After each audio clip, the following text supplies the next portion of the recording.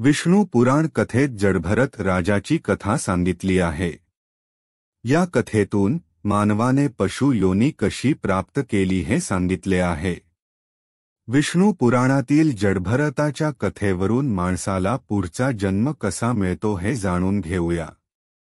मृत्यू हा आत्म्याच्या प्रवासाचा एक टप्पा मानला जातो, कारण शेवट हा शरीराचा असतो, आत्म्याचा नाही। असं म्हणतात की आत्म्याचा प्रवास एका शरीरापर्यंत नसतो, त्याला अनेक देहांतून जावे लागते आणि प्रत्येक शरीराला भेटण्यामागे काही ना काही कारण असते। हे विष्णू पुराण, गीता आणि इतर शास्त्रांमध्ये सांगितले आहे। परंतु आत्म्याचे ध्येय भटकणे नाही, तर त्याला परत्व म्हणजेच मोक्ष प्राप्त करणे आवश्यक आहे। जेव्हा आत्मा परमात्म्याशी एकरूप होतो तेव्हा मोक्ष मिळतो।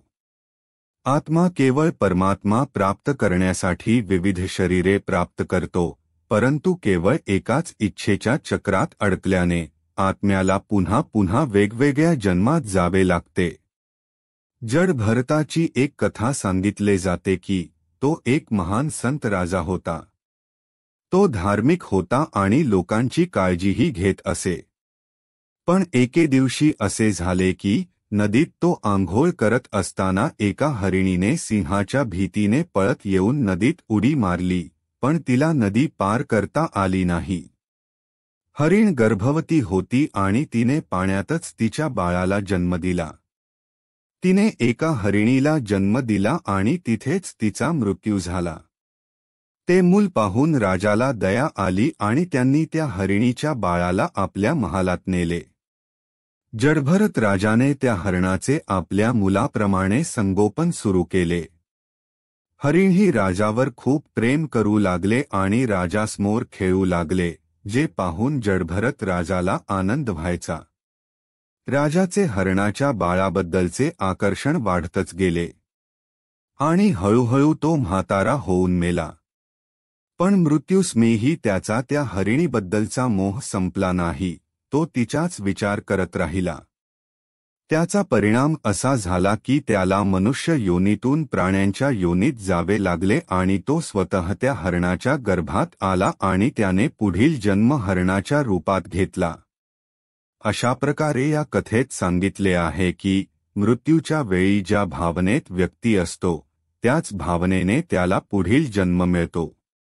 गीतेमध्ये असेही म्हटले आहे की ज्याचे मन मृत्यूच्या वेळी भगवंताचे नामस्मरण करत असते त्याला मोक्ष प्राप्त होतो, परंतु हे फार कठीण आहे, कारण ज्या भावनेचा मनुष्यावर आयुष्यभर प्रभाव असतो, मृत्यूच्या वेळी त्याच भावनेचे त्याच्या मनावर प्रभुत्व असते।